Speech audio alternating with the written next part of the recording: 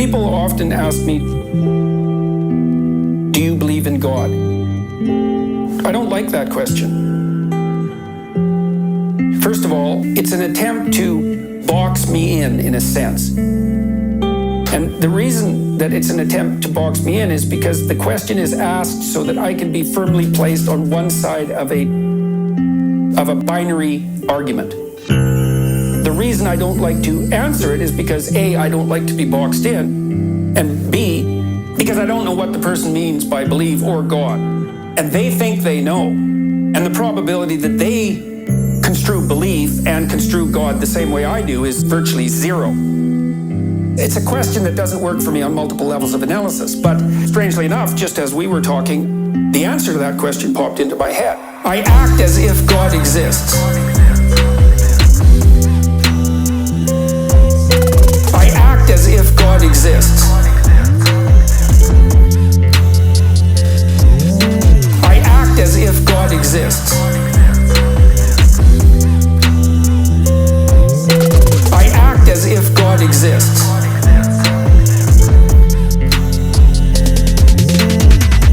Now you can decide for yourself whether that means that I believe in him, so to speak. But I act as if he exists.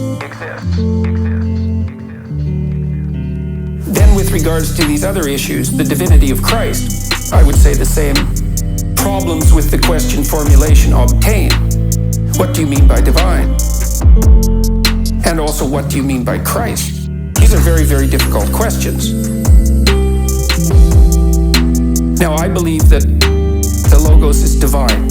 If by divine you mean of ultimate value, of ultimate transcendent value, yes, it's divine. It's associated with death and rebirth.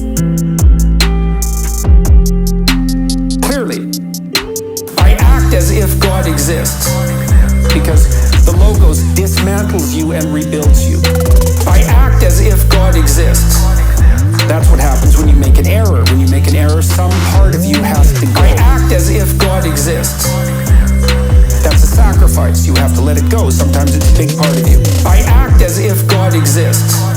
Sometimes it can be such a big part of you that you actually die.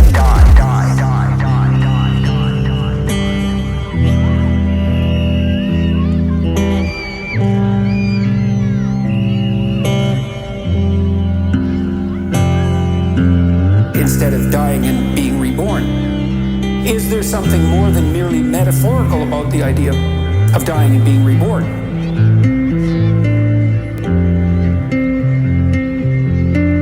Yes, there is. Because those are associated with physiological transformations. What's the ultimate extent of that? That's a good question. What happens to the world around you as you increasingly embody the Logos? We don't know.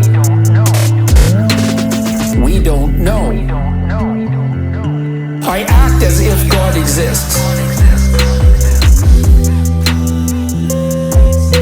I act as if God exists. I act as if God exists.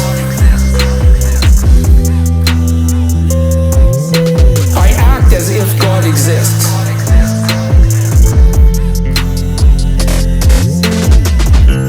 The hypothesis is that there has been one or two individuals who managed that, and that in their management of that, they transcended death itself.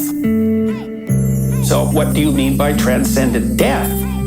Well, in the case of Christ, let's assume he was a historical figure. Is his resurrection real?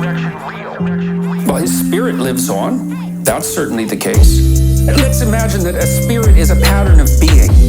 Patterns can be transmitted across multiple substrates. Vinyl, air, vibrations in your ear. It's all the translation of what you might describe as a spirit. It's that pattern. It's independent of its material substrate.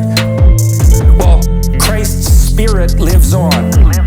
It's had a massive effect across time. Well, is that an answer to the question? Did his body resurrect? I don't know. I don't know. I don't know. I don't know. I don't know what happens to a person if they bring themselves completely into alignment. I've had intimations of what that might mean. We don't understand the world very well. We don't understand how the world could be mastered if it was mastered completely. We don't know how an individual might be able to manage that. We don't know what transformations that might make possible.